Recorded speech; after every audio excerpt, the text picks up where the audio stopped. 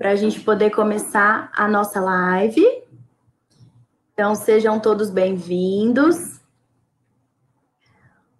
Hoje a gente vai fazer aquela nossa live no esquema, então, de perguntas e respostas. A gente recebeu várias perguntas na nossa caixinha. A gente vai receber perguntas por aqui também. Boa noite, Tati, Melissa, Lígia, Milena, todo mundo que está entrando agora. A gente vai recebendo, então, perguntas na caixinha por aqui também. E aí eu vou projetar essas perguntas aqui embaixo para que todo mundo saiba qual é o assunto que a gente vai estar abordando naquele momento, poder saber o que já foi, o que não foi, para mandar. Boa noite, Lidiane, Miriam, um abraço para vocês, viu? Então, antes da gente começar essa live, eu queria deixar para vocês um recado muito especial, muito importante. Na semana que vem, a gente não vai ter a nossa live de terça-feira, mas é por um ótimo motivo. Na semana que vem é quando a gente vai fazer o terceiro Fórum em Reprodução Humana para a Sociedade. Quem já acompanha a gente há um pouquinho mais de tempo sabe que a gente costuma fazer esse fórum todos os anos. Normalmente ele é um evento presencial, porém, nesse momento, com todas essas mudanças relacionadas à pandemia, a gente precisou transformar esse evento em um evento online, tá bom? Então, na semana que vem, a gente não vai ter a live na terça-feira, justamente porque no sábado, dia 12, é o dia que a gente vai ter o fórum, tá bom? Nosso terceiro fórum. E nesse fórum a gente vai abordar vários assuntos referentes à reprodução humana. Então, tudo que a gente mais comenta por aqui, né? Então, baixa reserva ovariana, doação e recepção de óvulos, a grande questão de por que a minha FIV não deu certo, quais são os motivos de falhas na fertilização. E tudo isso a gente vai trazer com convidados especiais para contarem a sua história, contarem a sua superação ali, para motivarem as pessoas que ainda estejam ali na trajetória, né? E também uma convidada que era surpresa, né? Mas que a gente revelou recentemente, que é a Mariana Kupfer, que vai contar a história dela também, do sonho, né, e da luta pela maternidade independente, tá bom? Então, na semana que vem, no sábado, a gente vai se encontrar no terceiro Fórum em Reprodução Humana para a Sociedade, tá bom? Para fazer inscrição é só entrar no www.ceferp.com.br/fórum. Então, hoje a gente vai começar a abordar as principais dúvidas. Fiquem à vontade para mandarem as dúvidas por aqui também. Lembrando que as dúvidas a gente vai receber principalmente por essa caixinha de interrogação que está aqui embaixo, tá bom? Tô vendo bastante gente falando que já se inscreveu, a Melissa, a Gilvane, muito obrigada, viu? A gente fica muito feliz com esse feedback, a gente se encontra no sábado, espero que vocês gostem bastante, tanto quanto a gente, dessa questão da organização e da participação e poder estar mais próximo de vocês também. A G também vai, que bom! Então, vou ver se a gente já recebeu aqui algumas perguntas. O Barquizoide vai me ajudar para colocar as perguntas que a gente recebeu na caixinha por aqui, tá bom? Então, vou projetar a primeira pergunta que a gente recebeu na caixinha.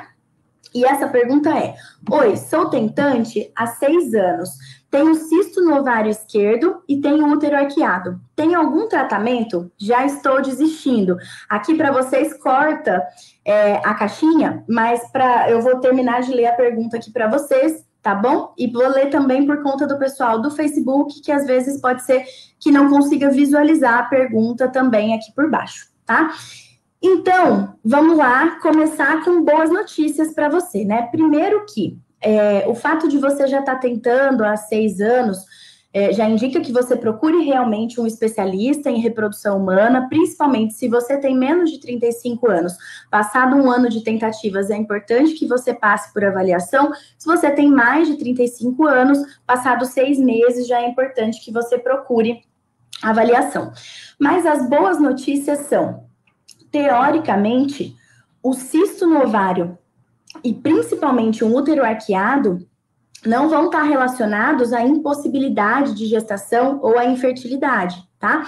O que a gente precisa pensar quando a gente pensa em cisto ovariano? Primeiro que a gente precisa saber qual é esse cisto, será que ele é suspeito de um endometrioma, de um teratoma ou um cisto folicular? E é importante que a gente avalie o tamanho, os sintomas, quando foi que ele surgiu, se ele cresceu, se ele não cresceu, e saber o impacto que ele pode trazer na reserva ovariana da mulher, tá bom? Mas ele não significa que não vai ser possível a gestação. E o útero arqueado, menos ainda. Na verdade, o que é esse útero arqueado? A gente sabe que o útero, ele tem o formato da cavidade mais ou menos como um triangulinho. Então, a gente tem a parte aqui embaixo, que é a parte do colo do útero, que se abre para as laterais, que vão ser as paredes laterais aqui do útero, e ele vai estar fechadinho aqui no fundo, que normalmente é mais retinho. O útero arqueado nada mais é quando esse fundo, ele faz um abaulamento. E aí, teoricamente, se esse abaulamento é discreto, ele recebe o nome de útero arqueado, mas isso não impede a gestação, não aumenta o risco da gestação. Hoje a gente considera como um achado variante da normalidade, tá? O que é diferente, por exemplo, se a gente tiver um útero septado, ou seja, esse fundo do útero, em vez dele ter só um abaulamento, ele tem uma projeção um pouquinho maior, normalmente maior que 1,5 cm, e ele causa uma divisão na cavidade uterina. Aí sim, a gente pode ter um impacto na implantação e na evolução da gravidez, tá bom? Então, as boas notícias para você é que essas questões não necessariamente vão estar relacionadas à dificuldade para engravidar. O útero arqueado é uma variação da normalidade, tá? Assim como o útero retroverso fletido, ou seja, aquele útero viradinho para trás, também não é considerado uma alteração, não vai dificultar a implantação nem a evolução da gestação, tá bom? Então, muitas vezes as pessoas perguntam, olha, mas eu tenho útero virado, será que isso vai atrapalhar engravidar espontaneamente? Será que isso vai atrapalhar no tratamento? E, na verdade, isso é só uma variação. A gente costuma brincar e falar, olha, você só é um pouquinho mais especial, porque não é o mais comum, mas isso não interfere na evolução da gravidez. Tá bom? Então, não desista, procure a orientação de um especialista em reprodução humana, que por isso aqui que você comentou nessa pergunta, lógico que a gente precisa avaliar os outros fatores, mas a gente tem um cenário muito favorável para a gente prosseguir, então, com a gravidez, tá bom? Vou, então, agora aqui para a próxima pergunta, vou só dar uma olhada para todo mundo que entrou por aqui agora, tem aqui entrando algumas mamães, né? Algumas recém-mamães. Um abraço para vocês. Vou dar uma olhada. Tem gente falando que travou. Será que voltou? Se vocês puderem comentar aqui para mim se voltou, se está normal. Qualquer coisa eu tento mudar a rede. Vamos ver. O pessoal do Facebook eu acho que está me vendo normal.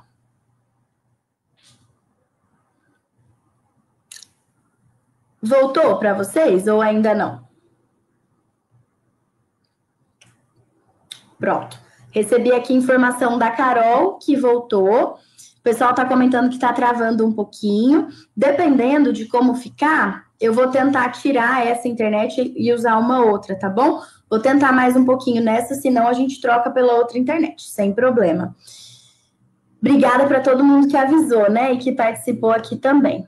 Vou entrar, então, na próxima pergunta que a gente recebeu, a respeito de mioma. Mioma é uma questão que traz bastante preocupação também, bastante receio. Bom, o pessoal está comentando que está travando, eu vou tentar mudar, então, a internet, tá bom? Se cair, eu entro de novo por aqui pelo Instagram.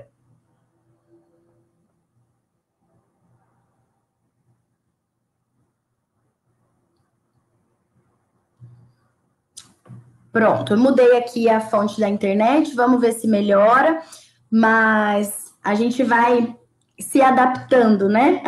Nesse momento, acho que está todo mundo precisando bastante da internet, a gente está tendo bastante lives, né?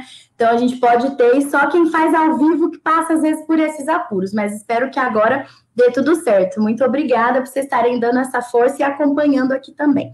Então, o mioma, toda vez, às vezes, a gente vai fazer aquele exame de rotina, e aí vem aquela preocupação, né? Onde foi encontrado um mioma, a gente não sentia nada, nunca teve nenhuma alteração e se depara com esse achado, às vezes, de exame, né, em um ultrassom de rotina. E aí a pergunta que a gente recebeu foi, um mioma intramural de 2 centímetros, seria ideal retirar antes de uma fertilização? Então, só para explicar para todo mundo, o mioma nada mais é do que uma proliferação exagerada das células do miométrio, que é o músculo do útero, e ele pode ter várias localizações. Principalmente quando a gente pensa no útero, ele pode ser intramural, ou seja, na musculatura realmente do útero. Ele pode ser submucoso, ou seja, na partezinha de dentro da cavidade realmente uterina, ou subseroso, na parte de fora da cavidade, tá? O mioma que mais vai ter relação com o impacto na fertilidade, na implantação e na evolução é o mioma submucoso. Então, é quando ele usa o espaço dentro da cavidade uterina, tá? Esse mioma, normalmente, a gente indica, sim, a retirada, a correção, que normalmente é feita por esteroscopia, tá?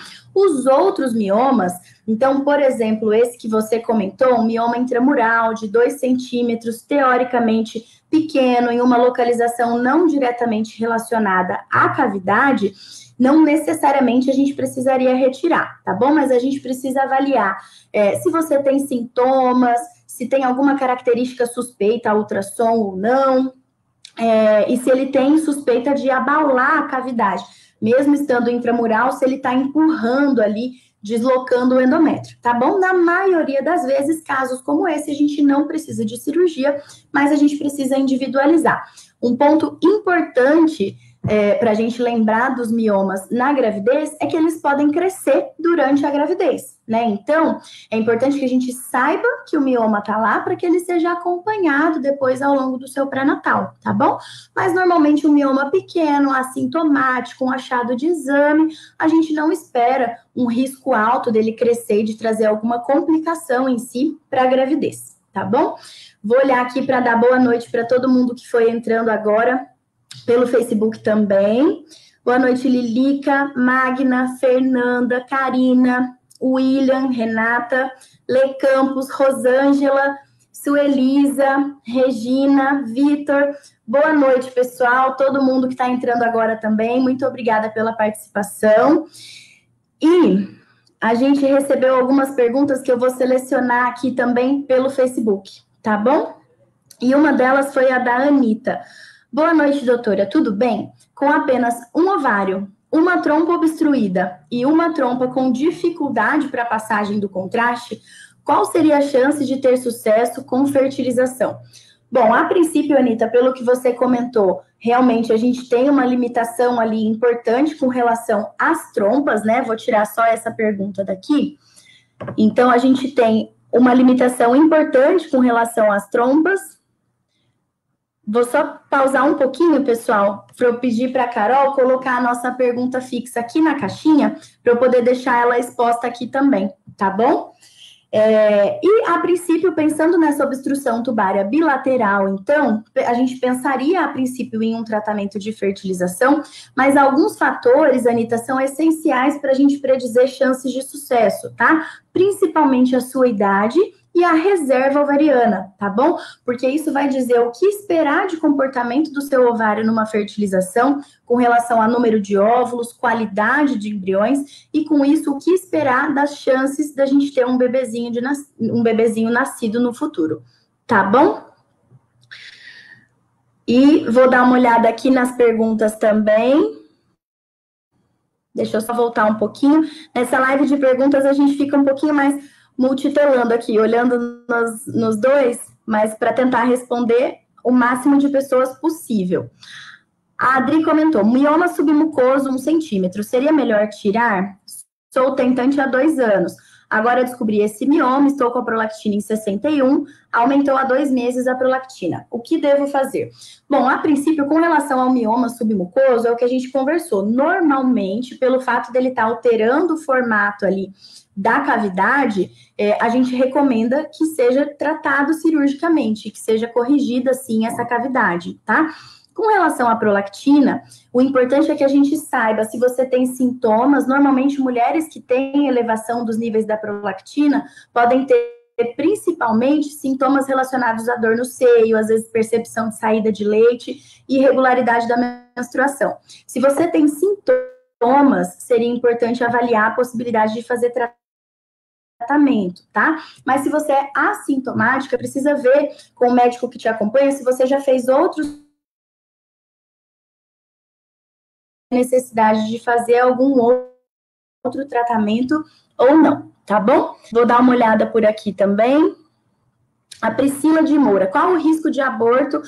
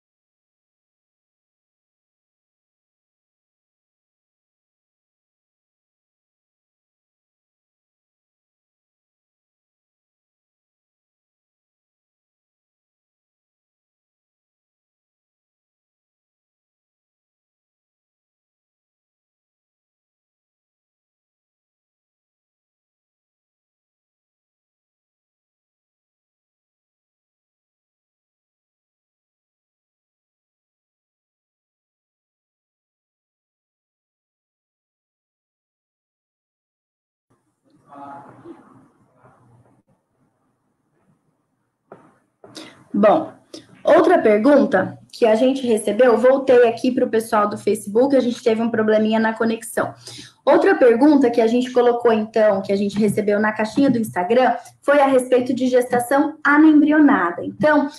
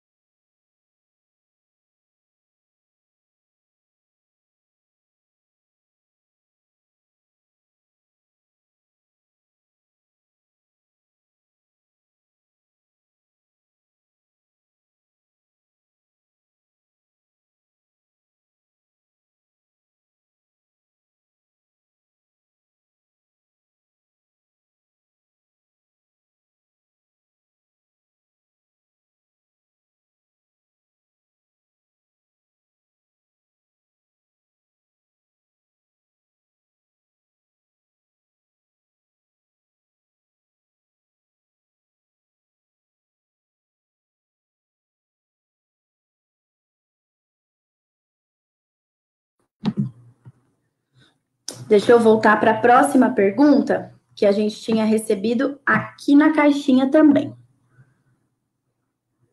Boa noite, Bina e Otávio, Isabela, Bikezoide. Ó, a Nizebina mandou uma pergunta por aqui que é muito semelhante à pergunta que a gente recebeu na caixinha dos stories. Então, vou pegar essa pergunta, caso ela já esteja aqui, para eu responder a respeito da azospermia e da espermatocele. Vou só identificar ela aqui, tá?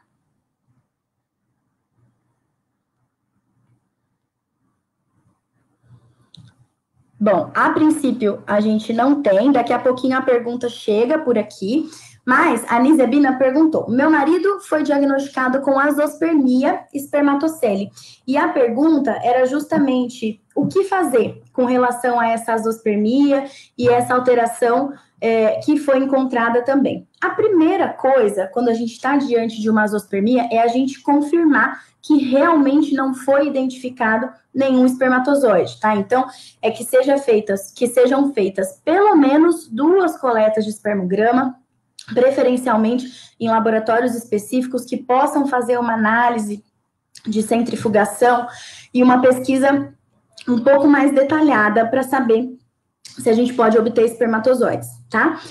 Mesmo assim, não encontramos espermatozoides, a gente precisa entender se essa azospermia ela é obstrutiva ou se ela é não obstrutiva. Ou seja, será que produz, mas só não saem os espermatozoides? Ou será que nem existe produção de espermatozoides, tá?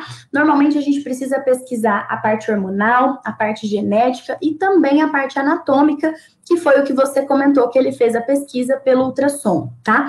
Não necessariamente esse achado dos cistos estariam relacionados à azospermia. Então, a gente precisa sempre afastar, baseado nas causas, discutir se seria viável tentar um procedimento cirúrgico para a obtenção de espermatozoides, tá? Principalmente nos casos em que a gente suspeita de uma obstrução, ou seja, a produção é normal, mas eles não conseguem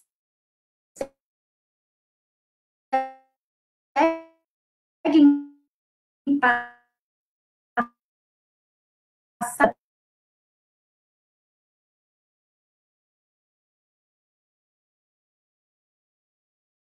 espermatozoides para um tratamento de fertilização in vitro, tá bom? Para que a gente possa potencializar ao máximo as chances, aqui, consegui, para que a gente possa potencializar ao máximo as chances desse espermatozoide gerar ali na interação com o óvulo um embriãozinho e desse embriãozinho gerar o bebê de vocês, tá bom?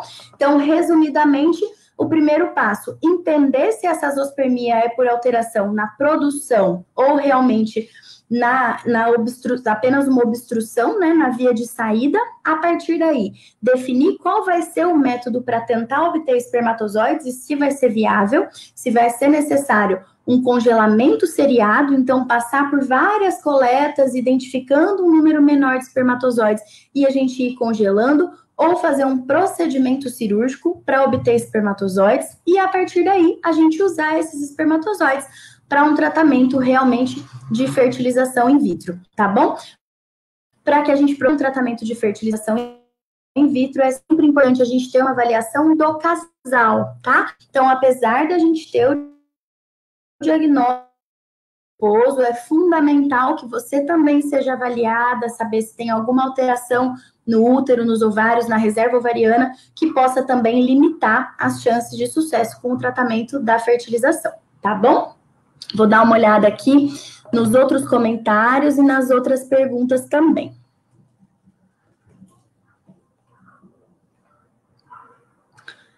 A Isabelle perguntou: os óvulos fertilizados podem não chegar a D3?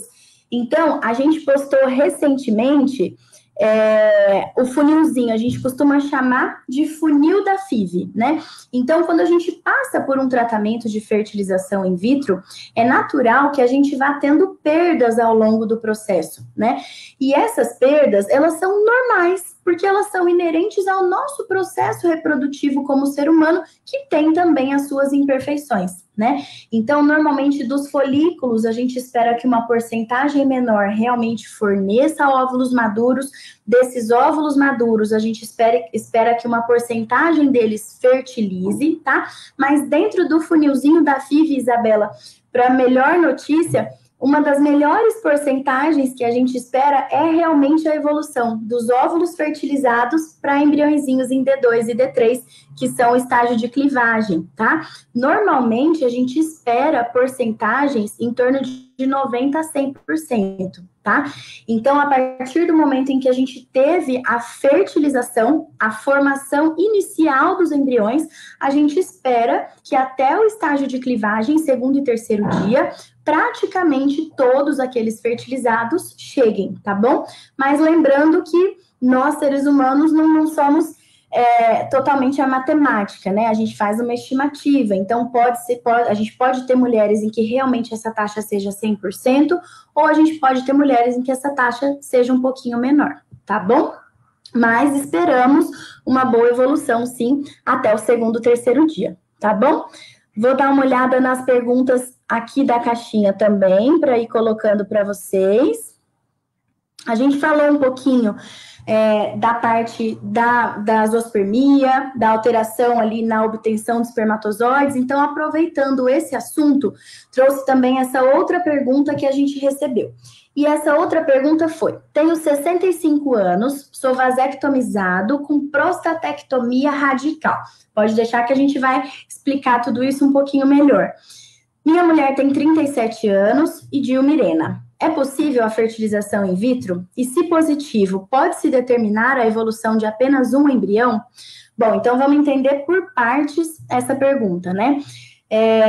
Você tem 65 anos, você já fez uma vasectomia, ou seja, teoricamente interrompeu ali a via de saída da produção de espermatozoides, da saída, né, dos espermatozoides. Se a gente fosse parar por aqui, teoricamente só a vasectomia, a gente espera que a produção dos espermatozoides esteja normal e que só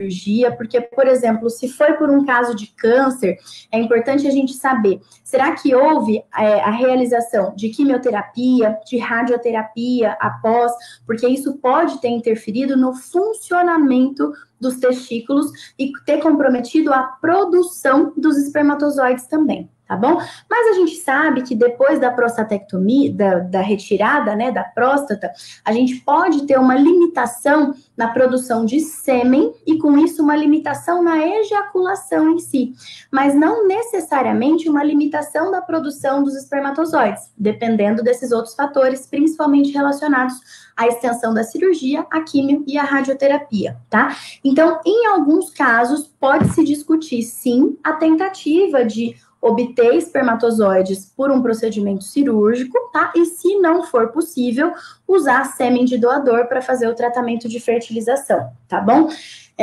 A sua esposa, nesse cenário, precisaria retirar o DIU, também conhecer um pouco mais a reserva ovariana para saber com relação às chances de sucesso. E é possível, sim, que a gente transfira um embriãozinho de cada vez, e essa é a maior forma da gente saber que essa gravidez tende a ser de um bebezinho, né? Porque a gente limita a chance da gravidez múltipla, tá? Mas para a gente definir quantos embriõezinhos a gente vai transferir, a gente leva em consideração alguns fatores, principalmente a idade da mulher. Na idade dos 36 aos 39, o máximo de embriões a serem transferidos seriam 3, e a gente leva em consideração fatores também relacionados ao próprio embrião e as informações que a gente tem laboratoriais desse embriãozinho, tá bom? Mas a gente nunca consegue ter uma certeza absoluta. Então, por exemplo, não é porque a gente colocou 2 que a gente vai ter 2 bebês, assim como não é porque a gente colocou 1 que obrigatoriamente a gente vai ter 1. A chance desse 1 se dividir e virar em 2 é pequena, mas ela existe, né? Então, certeza mesmo a gente só vai ter quando a gente fizer ali o ultrassom e avaliar quantos embriõezinhos tem e ouvir o coraçãozinho. Tá bom? Então, não deixa de marcar uma consulta, conversa com o urologista que também fez o seu procedimento, ou marque uma avaliação com o urologista para fazer também esses exames, mas para conversar também com um especialista em reprodução humana para avaliar vocês do ponto de vista do casal, potencial reprodutivo e fazer a melhor programação de tratamento para vocês, tá bom? Vou fechar aqui, vou deixar aqui projetada a mensagenzinha do Bikezoide para a gente poder mostrar para vocês onde é que a gente vai colocar. E enquanto isso, eu vou dar uma olhadinha nas perguntas aqui do Facebook também, tá bom? A gente recebeu no Facebook um comentário da Nadir. Doutora, eu fiz todos os procedimentos com você, mas por causa da mudança de cidade, optei por não fazer a inseminação. Depois de 2 meses, descobri que estava grávida. Imagine a alegria. O neném nasce agora dia 14. Beijos. Nossa, que legal! Meus parabéns! A gente fica muito feliz e a gente comemora muito também, mesmo gestação espontânea, com toda certeza, né? Parabéns para vocês, viu? Que venha com muita saúde. Depois a gente aguarda notícias e umas fotinhos também. Um abraço. Então, uma outra pergunta. Fale sobre nidação, por favor. Fiz uma FIV no dia 25 e desde ontem estou com um pouco de sangramento. Na verdade, o que é a nidação? A nidação nada mais é do que o processo de implantação do embriãozinho no endométrio, tá? É a interação ali do embrião com o endométrio. E a gente não tem um padrão, então tem mulheres que vão perceber sintomas nessa fase, tem mulheres que não vão perceber sintomas nessa fase, é normal perceber, não perceber, então existe uma variação muito grande. Quando a gente percebe sintomas, o que a gente percebe de mais comum? Normalmente uma coliquinha, uma sensação de desconforto e principalmente um sangramento. Na maioria das mulheres, esse sangramento é só uma borrinha de café, só aquele marronzinho em pequena quantidade, mas a gente tem mulheres que vão ter sangramento como se fossem menstruação, tá bom? Imagino que muitas de vocês que já tenham passado por tratamentos tenham apresentado sangramentos, às vezes depois da transferência, e geralmente quando vocês falam com a gente, olha, não deu certo, porque sangrei bastante, sangrei igual menstruação, e aí a gente vai lá e fala, não, mas isso pode ser da implantação, vamos manter a calma, vamos aguardar o beta. No momento causa até uma certa estranheza, né?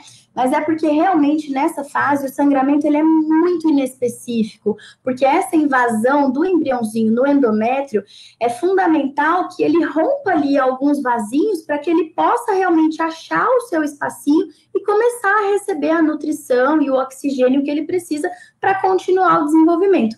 E o quanto isso vai trazer de sintomas e de sangramento é muito variável. Então, a gente já teve pacientes que falaram, olha, eu tô sangrando igual a menstruação, eu não preciso fazer o teste de gravidez, por exemplo, depois da transferência. E aí, quando a gente vai fazer, a gente se depara com um teste super positivo, e aí vai fazer ultrassom, tem um bebê enorme lá dentro depois, né? Então, quem bate o martelo sempre para dizer se deu certo ou se deu errado é sempre o exame de gravidez, principalmente o exame de sangue, tá?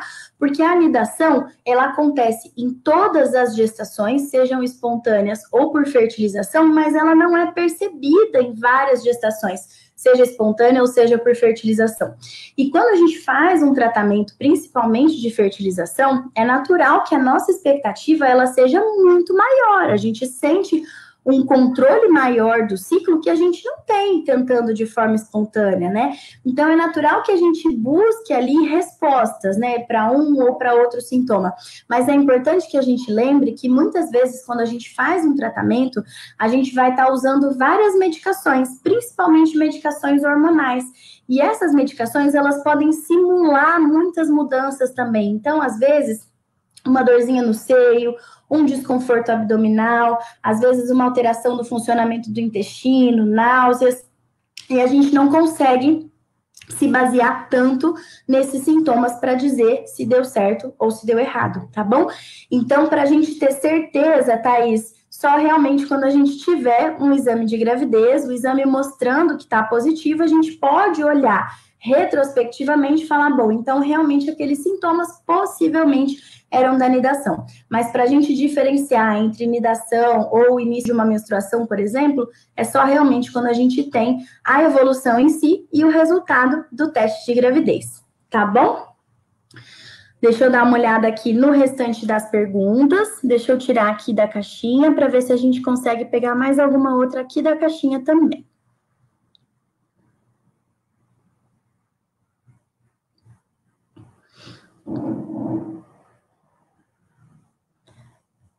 Bom, vou colocar aqui, então, uma outra pergunta a respeito da reserva ovariana. Deixa eu só localizar a pergunta aqui, que a gente já tinha recebido na caixinha também.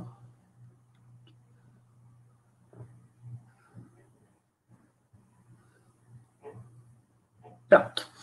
Então, falando um pouquinho de reserva ovariana, a gente recebeu essa pergunta a respeito do hormônio antimileriano. Então, meu antimileriano deu 0,1. Ainda tenho chances de conseguir óvulos para uma fertilização? Bom, o que é, então, o hormônio antimileriano? O hormônio antimileriano é um exame que a gente faz através do sangue, tá? Ele é um hormônio produzido nos folículos, então, normalmente na parede dos folículos, em vários estágios de desenvolvimento, e ele é um dos melhores marcadores que a gente tem de reserva ovariana, do estoque de óvulos dessa mulher, tá bom? Teoricamente, quanto mais folículos a gente tem, maior vai ser a nossa produção do hormônio antimileriano, melhor vai ser a nossa reserva ovariana. Então, consequentemente, quanto maiores as dosagens, melhor a reserva ovariana e o inverso é verdadeiro, tá? Porém, a gente tem que lembrar que a gente nunca pode interpretar um único exame isoladamente, tá? O antimileriano é uma forma da gente conhecer a reserva ovariana, mas a gente precisa saber a idade da mulher, se ela já passou por cirurgias ou outros tratamentos e principalmente a contagem de folículos antrais, tá? Aqueles folículos que a gente olha ali no ultrassom e que teoricamente estão cada um guardando um ou nenhum óvulo ali dentro, tá? Quem já passou com a gente, quem já conversou um pouquinho comigo também sobre a reserva ovariana, normalmente o que eu costumo falar é assim, olha, tudo isso que a gente está fazendo, contar os folículos, dosar o hormônio antimileriano, são como se a gente quisesse acender várias luzes aqui no caminho, para a gente poder saber se a gente espera um caminho mais fácil ou mais difícil do ponto de vista de resposta dos ovários no caso de um tratamento de fertilização. Mas a gente só vai realmente conhecer o caminho quando a gente colocar o pezinho e a gente for andar por ele, né? Porque a gente tem várias histórias de superação realmente, né? E que nos surpreendem positivamente, né? De pacientes que às vezes tinham marcadores de baixa reserva ovariana. A gente teve agora um caso recente, né? De uma paciente com um antimileriano bem baixo, uma contagem de folículos baixa, o período da estimulação foi bem mais lento, a gente ficou ali com o coração apreensivo, né, de resposta, de ter óvulos ou não, e a gente conseguiu, apesar de todas essas dificuldades, 7 óvulos, sendo 6 óvulos maduros, então, um cenário muito favorável para o que a gente tinha, né, de marcadores. Então, a gente vai conhecer realmente ao longo do caminho, mas é importante que a gente avalie tudo isso em conjunto, Gê, converse tudo isso um pouquinho melhor, para a gente saber o que isso pode significar de dificuldade ao longo da estimulação, tá? Para que a gente tente achar um caminho com um bom custo-benefício, principalmente do ponto de vista emocional, porque a gente sabe que não é fácil a gente se preparar, entrar para uma fertilização e a gente se deparar, às vezes, com cancelamento, ausência de resposta, ausência de óvulos ou de embriãozinho, por exemplo, para transferência, tá bom? Então, precisa realmente conversar um pouquinho mais. A gente não consegue só com um exame ou só dessa forma dizer se é possível ou não. Teoricamente, se tem folículo, se essa mulher não está na menopausa, a gente consegue sim estimular. Mas o importante é que a gente saiba quão difícil é esse obstáculo que a gente está tentando passar? Qual é o risco que a gente vai ter de não conseguir passar para o outro lado? E quais as outras opções a gente poderia ter que poderiam trazer, talvez, chances maiores de sucesso? tá bom? Então, é importante conversar um pouquinho mais sobre isso, sim. Deixa eu fechar aqui. Vou dar uma olhada nos comentários, nas perguntas aqui também.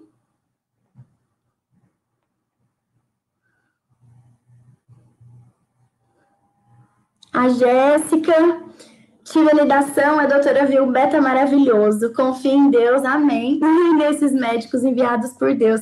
Um abraço, viu, Jéssica? Um abraço, Fran, Miriam Gomes. Vou pegar para responder a pergunta da Tati, que a gente tinha recebido na caixinha também. Vou achar ela aqui só para a gente projetar, tá bom? E a Tati perguntou: tenho 31 anos, 2 filhos, hoje vivo em um relacionamento homoafetivo. Qual tratamento devo fazer? Deixa eu só dar uma olhada aqui para a gente colocar essa pergunta aqui também.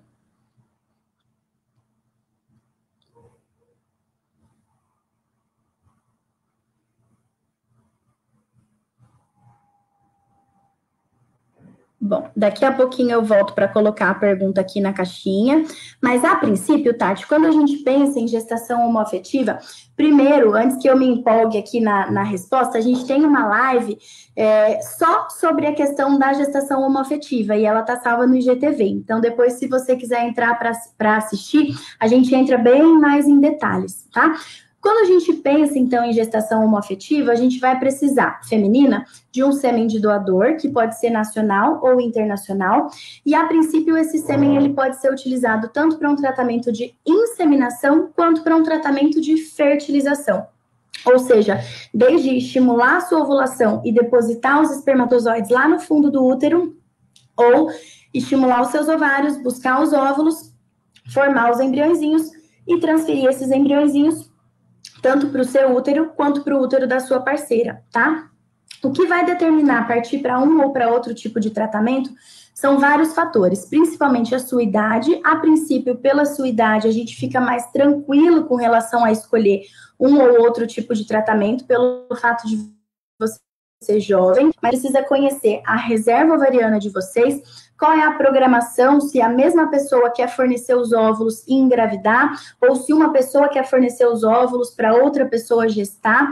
Isso muda também a indicação do tratamento. E se a gente pensar em fazer tratamentos mais simples, de baixa complexidade, uma inseminação, a gente precisa saber também se as trompas permitem esse encontro do óvulo com o espermatozoide, tá? Então, a gente precisaria de um exame de histerosalpingografia, tá? O fato de você já ter passado por 2 gestações é muito bom, sinaliza para nós que, teoricamente, o seu útero ele já foi receptivo, né, a 2 gestações, você passou pelas gestações, teoricamente, bem, então, a gente não espera grandes comprometimentos nesse sentido, mas a gente nunca consegue dizer que a fertilidade pregressa é garantia de fertilidade atual. Então, a gente precisaria ver o que mudou de lá para cá, para que a gente possa saber se vai mudar as chances de sucesso com qualquer tratamento que a gente vai fazer também, tá bom? Eu sei que fica às vezes um pouco confuso, porque é um assunto um pouco mais amplo, mas se você quiser depois dar uma olhadinha também na live que a gente salvou no IGTV só sobre esse assunto, tá bom? Deixa eu dar uma olhada aqui pelo Facebook também, para eu poder responder. Depois, a Renata colocou no Facebook, depois de 2 inseminações que não deram certo, o melhor é partir para FIV, para fertilização, pois vou fazer 34 anos. Bom, a inseminação é considerado um tratamento de baixa complexidade, né? Tratamentos de baixa complexidade, eles dependem de alguns fatores que não estão no nosso controle, e por isso eles têm taxas isoladas menores do que quando a gente compara com taxas isoladas da fertilização in vitro, tá? Normalmente, então, pensando dessa forma, quando a gente pensa em um tratamento de inseminação, a gente tem que estar mais ou menos com a cabeça pensando a médio prazo, ou seja, a gente tem que pensar nas chances cumulativas do tratamento. Se a gente for pensar, é mais ou menos como um casal tentando engravidar de forma espontânea. Se a gente pegar um casal no ápice da vida reprodutiva, então lá até os 30 anos, sem nenhuma dificuldade para engravidar, e a gente pegar 100 casais nessa mesma situação e liberar esses 100 casais para tentar engravidar, a gente espera que no primeiro mês, 18 a 20 desses casais realmente já saiam com o bebezinho. Os outros vão continuar tentando e depois de 1 ano, em torno de 80, 85 desses casais vão ter chego realmente no bebezinho e os outros 15 a 20 a princípio não chegariam e precisariam de uma avaliação com relação à infertilidade. Então, a gente precisa de tentativas cumulativas de gestação e isso também acontece quando a gente vai para tratamentos de reprodução assistida como um todo, tanto inseminação quanto fertilização, tá? Por isso que normalmente, quando a gente faz um tratamento de inseminação, é exatamente como você comentou, Renata, em que a gente faz uma programação que gira ali em torno de 3 a 6 ciclos, né? O importante para a gente considerar mudar de estratégia ou não são vários fatores. Então, como é que foram as suas respostas à inseminação? Com relação à idade, a gente fica relativamente tranquilo, mas e com relação à reserva ovariana? Você tem uma avaliação da contagem desses folículos? Como é que estão as questões relacionadas aos espermatozoides também? E como é que está a questão emocional, né? Porque a gente sabe que, às vezes, racionalmente, é tranquilo a gente pensar, não, eu vou me programar, vou fazer um número um pouco maior de tratamentos. Mas a gente sabe que quando a gente está na prática, mesmo que o racional fale uma coisa, a gente não manda na parte emocional, né? E a gente vai entrar para um tratamento esperando 100% de sucesso. E o quanto isso vai impactar a gente ao longo dessa jornada, dessas tentativas e desses insucessos, é muito particular. A gente vê isso muito nas consultas pós-negativo, né? Então, tem algumas mulheres que falam, olha, eu nem quero pensar nisso, só me fala como é que a gente faz, que a gente já vai transferir de novo e já vai emendando. Já tem outras pacientes que falam, não, eu vou viver isso aqui um pouquinho, eu vou chorar um pouquinho, depois vou levantar para poder seguir adiante. Então, a forma como isso impacta o nosso emocional e as nossas decisões, né, de próximos passos é muito particular e a gente não pode, de forma alguma, tirar isso, né? Esse ponto importante na definição de qual vai ser o melhor caminho a seguir, tá bom? Então, é possível manter ainda, teoricamente, um tratamento de inseminação se os outros fatores prognósticos forem favoráveis, até sim, mas a gente precisa colocar na balança o impacto que isso pode trazer para vocês também, tá bom? A Célia e o Ricardo, estou muito grata a Deus e a vocês. Amanhã fazem 8 semanas. Faça tudo tão rápido, né, Célia? Parabéns mais uma vez para vocês, viu? Deixa eu dar uma olhada aqui, então, para eu selecionar mais algumas outras perguntas. A gente está tendo outras aqui. Vou entrar agora, então, numa parte do estudo genético dos embriõezinhos. E a gente recebeu uma pergunta na caixinha que foi: fazendo o tratamento, tem como fazer a biópsia só do óvulo ou somente do embriãozinho já fecundado? Normalmente, para a gente fazer o estudo genético o estudo genético, a gente precisa realmente do embriãozinho, tá? Por quê? Porque a gente precisa de um número maior de células para a gente retirar para fazer esse estudo depois na biópsia. Então, a gente vai fazer primeiro o encontro do óvulo com o espermatozoide no laboratório. Preferencialmente, esse embriãozinho vai evoluir até blastocisto, lá no 5º a 6º dia de desenvolvimento, para que nesse dia a gente já tenha uma diferenciação melhor de quais células vão formar realmente o embrião e quais células vão formar a placenta. São as células que vão formar a placenta que a gente vai biopsiar e a gente vai retirar um número um pouquinho maior de células para mandar para o estudo genético. Então, para isso, a gente precisa realmente do embriãozinho pronto, tá bom? E também, com relação ao estudo genético, a gente recebeu uma outra pergunta, que foi essa aqui. Posso saber o sexo dos embriões congelados?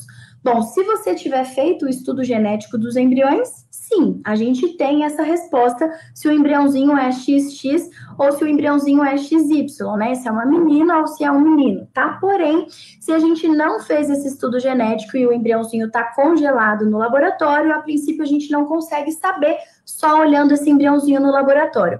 É possível que a gente descongele esse embrião, biopsie, mande para o estudo genético e recongele até ter o resultado? Até é possível, mas não se justificaria que a gente fizesse baseado só na informação do sexo, tá? Porque é proibido oh meu Deus, é proibido pelo Conselho Federal de Medicina que a gente faça uma seleção do sexo do embriãozinho para transferir, tá bom? A única exceção é se a gente tem uma doença ligada ao sexo e a gente precisa excluir essa doença. Caso contrário, a gente pode até saber o sexo, mas a gente não pode escolher e determinar qual a gente vai transferir ou deixar de transferir pelo fato de querer que o embriãozinho seja menino ou seja menina, tá bom? Então, só se a gente já tiver feito a biópsia antes, a gente consegue ter essa informação. A gente só não pode realmente escolher.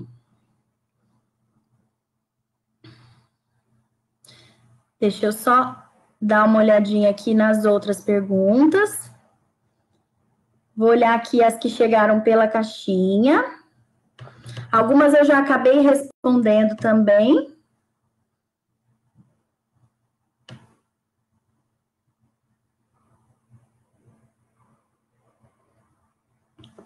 Bom, vou colocar uma outra pergunta aqui que a gente também tinha recebido e a gente recebe com frequência quando a gente faz, né, os tratamentos de fertilização a respeito da alimentação e da fertilidade. Também, antes de eu começar a responder, o Dr. Anderson, junto com uma nutricionista, eles fizeram uma live muito interessante sobre esse assunto, discutindo tudo relativo ali, né, à alimentação e à fertilidade, o que interfere, o que não interfere, e essa live também ficou salva, caso vocês queiram assistir, tá? E aí a pergunta foi, a alimentação influencia o resultado da FIV? Chocolate, café, glúten, farinha branca, etc., Então, Cris, na verdade, a gente não tem um único consenso relacionado a isso, tá? Hoje em dia, vem ganhando muito espaço as discussões de algumas dietas específicas, principalmente com foco ali anti-inflamatório, e a dieta mediterrânea, né, que é conhecida como a dieta da fertilidade, né? Porém, a gente ainda não tem evidências do quanto... Isso, a Jéssica já até marcou o @, foi ela mesma, Jé, que participou da live com o Dr. Anderson também. A gente tem uma dificuldade em quantificar o quanto isso vai realmente ter um impacto, principalmente quando a gente já está no meio do processo ali da estimulação da formação dos embriões. A gente sabe que o impacto, a interferência da dieta na saúde como um todo e, consequentemente, na evolução da gestação é muito importante, mas principalmente se a gente estiver pensando a médio prazo, né? E não diretamente ali logo no momento após a transferência, tá? Com relação a café, cafeína, a gente tem um documento da Sociedade Americana falando sobre otimização de fertilidade natural. E, a princípio, o que foi citado no documento é que se a gente puder limitar o consumo da cafeína em torno de 1 a 2 xícaras por dia, teoricamente não parece ter um impacto negativo na fertilidade, seja espontânea, seja com tratamento, tá bom? Então, precisaria conversar um pouquinho mais. Tem, assim, as possibilidades da gente buscar algumas dietas, principalmente a dieta mediterrânea, que vocês podem ter bem mais detalhes na live, e fazendo um acompanhamento também com um especialista, com a nutricionista, tá bom? E aí, todo mundo comentando que está passando, faz toda a diferença a gente ter realmente um acompanhamento multiprofissional, né, nesse momento. E aí, deixa eu só olhar aqui as outras perguntas, porque a gente tinha uma pergunta que eu queria abordar também, só não sei se ela está aqui na caixinha, falando sobre obesidade.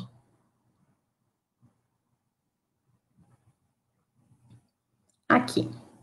Então, a outra pergunta é, estar acima do peso influencia na possibilidade de gravidez? Se a gente estiver falando de gravidez espontânea, sim, pode influenciar, tá? Por quê? Porque a gente sabe que a obesidade, o fato da gente estar acima do peso, pode estar muito relacionado à anovulação, à ausência de ovulação, tá? Pode estar associado à síndrome do ovário policístico, mas mesmo pacientes sem síndrome do ovário policístico, só pelo fato de estarem acima do peso, podem ter uma chance maior de não ter ovulação. Isso acontece principalmente por quê? Porque a nossa gordurinha, ela produz também hormônios, e aí ela acaba atrapalhando todo o equilíbrio dos nossos hormônios relacionados à ovulação, principalmente o equilíbrio do FSH e do LH.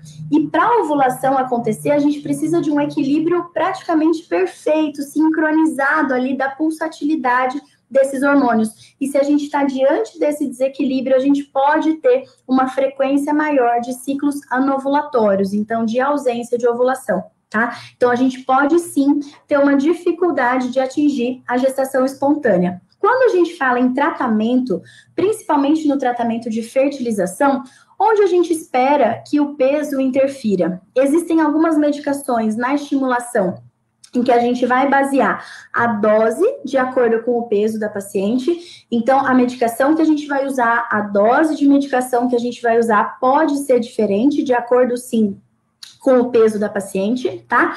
Existiram vários estudos que tentaram relacionar com alteração de qualidade dos óvulos, alteração de desenvolvimento dos embriões, alteração de receptividade do endométrio, tá? Porém, até o momento, não parece que tem alteração na taxa de nascimento de bebês. Então, o que a gente tem até o momento é que existe sim a hipótese de que a obesidade pode interferir na evolução da fertilização, nos desfechos laboratoriais da fertilização, mas não pareceu impactar na taxa por ciclo de nascimento de bebês, principalmente já que essas pacientes têm uma tendência a ter uma boa resposta e um maior número de óvulos, principalmente se a gente estiver falando em pacientes com síndrome do ovário policístico, tá bom?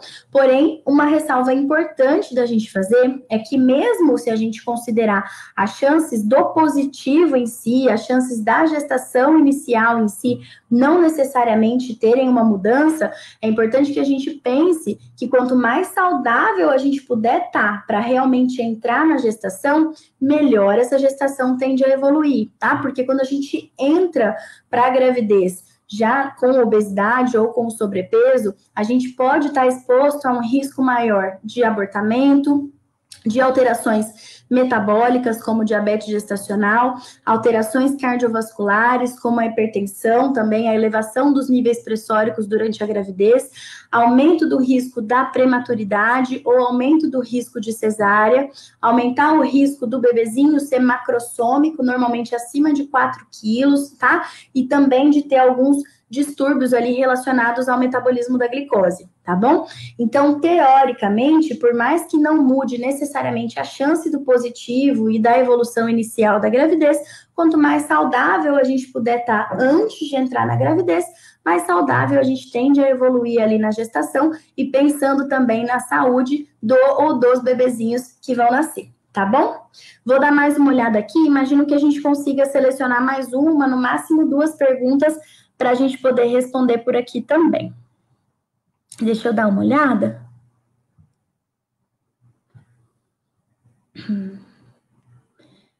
A gente tem aqui pergunta com relação às trompas, que a gente já falou um pouquinho. Essa pergunta aqui é interessante, vou chegar um pouquinho nela, provavelmente vai dar para a gente falar só mais ela, que é um assunto um pouquinho mais extenso.